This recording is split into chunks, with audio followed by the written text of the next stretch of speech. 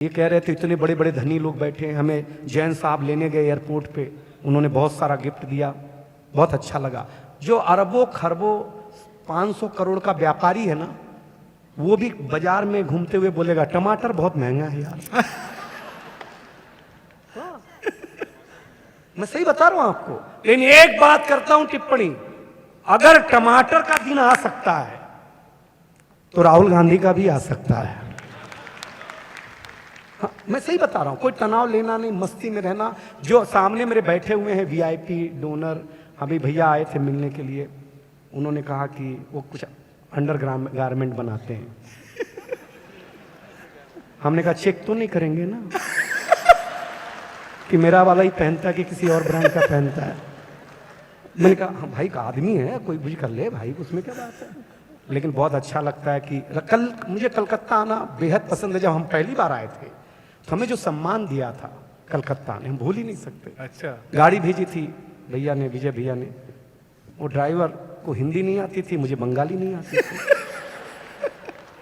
तो उसकी बीवी का फोन आया, उसने पूछा होगा किसको लेने गया है, तो उधर से उसने बोला को भी आया है।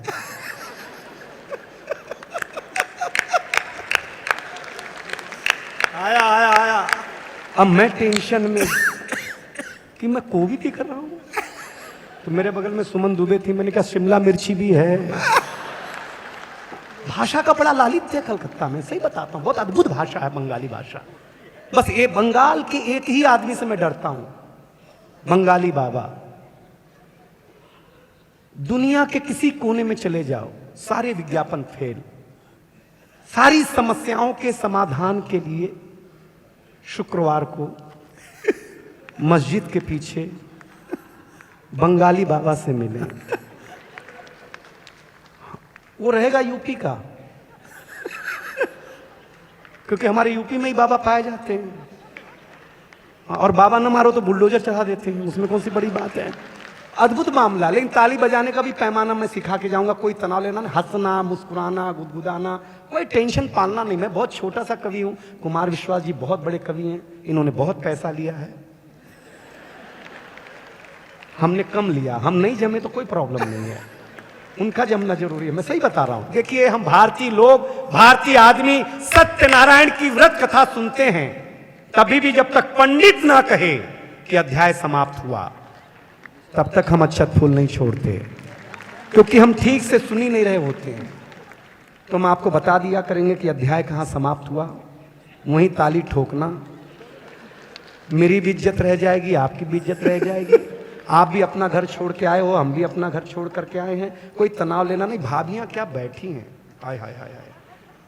मुझे तो याद है, मेरी बीवी एक ब्यूटी पार्लर के पास रोज जाती आती जाती आती। एक दिन जा रही थी तो भिखारी ने रुका लिया, बोला बहन जी अंदर नहीं जाने दूंगा, आपके पति को मैं जानता हूं। मेरी पत्नी टेंशन में आ गई कि मेरे पति को भिखारी तक जानता है। हम सही बता रहे हैं। तो पत्नी ने बोला कि क्यों नहीं जाने दोगे, बोले भाभी जो अंदर जाता है वापस ही नहीं आता है। अध्याय समाप्त हुआ।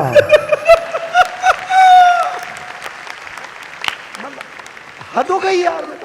और अगली टिप्पणी सुनवा, मजा आ जाएगा भाभी, मैं मजाक नहीं कर रहा हूं आपसे। हम पति लोग, हम मनुष्य, हम आदमी स्वच्छता में भरोसा रखते हैं, ये महिलाएं बिल्कुल नहीं रखती। अच्छा, हम पति लोग, मनुष्य लोग नाई की दुकान में बाल कटा करके आते हैं, दाढ़ी बना करके आते हैं, आ करके तुरंत नहाते हैं। आपने किसी महिला को ब्यूटी पार्लर से आने के बाद अगर मुंह धोते हुए भी देखा हो, भगवान कसम बता रहे हैं आपको, हम सही है कि नहीं सही है। देखिए क्या ताली बजा रहे हैं। उम्र ज्यादा होने के बाद ऐसा ही होता है, बहुत मस्ती में रहना, क्योंकि आप सचमुच ईमानदार लोग हैं। आज व्यापारी, आप 14 अगस्त 15 अगस्त 13 अगस्त के हैं, तिरंगा है, हमें आपने बुलाया है, हमें अच्छा लग रहा है, और आपको अभी लाल किले से भाषण सुनने मिलेगा ही, आशा करता हूं अच्छा ही होगा। हाँ, आप तो ऐसे शांत हो गए कि अच्छा नहीं होगा। अब व्यापारी आजकल बड़ा टेंशन में रहता है कि यार पता नहीं कौन सा टैक्स लाएगा, पता नहीं, कानून तक बदल दे रहे हैं अगले यार। पहले आईपीसी थी, अब धारा है। अब धारा पे क्या धारा, हम तो धारा तेली जानते थे। अब कानून तक आ गया उस पर। लेकिन बहुत अच्छा लगता है आप लोगों के बीच में आके। लेकिन आप 13 अगस्त में हैं, मैं लायंस क्लब को बधाई देता हूं, कलकत्ता को बधाई देता हूं। और एक ईमानदारी की बात बताऊं, राजनीति कुछ भी करे मेरे दोस्त, जब जब तिरंगे की बात आए तब तक राजनीति नहीं देखना, देश देखना, बस इतना सा निवेदन करना। बहुत अच्छी बात है, बहुत बढ़िया बात है। आप ही लोग हो, आप ही हिंदुस्तान बचा सकते हो।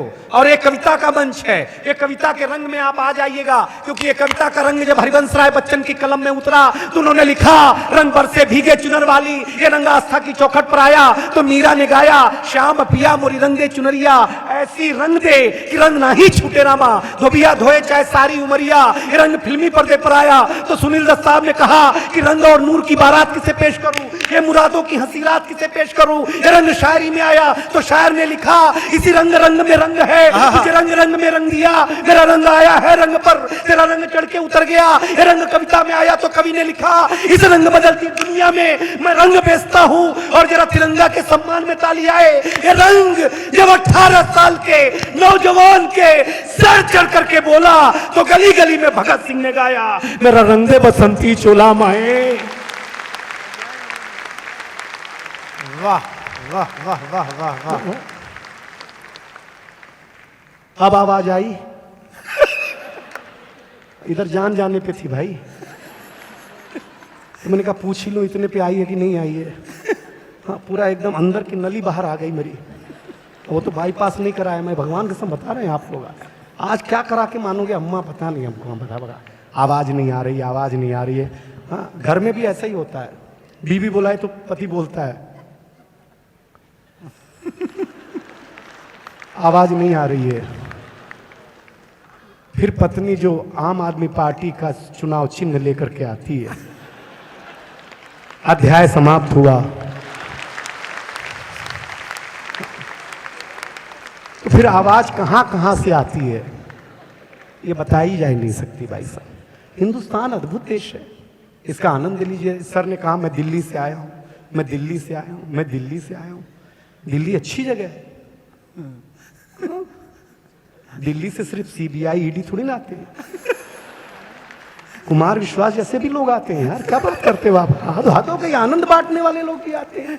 हाँ, अब इन्होंने अपने अपने राम शुरू किया, तो देश में जो देखो वही अपने अपने राम, अपने अपने राम। कुमार भैया ने कहा तू भी कुछ शुरू कर।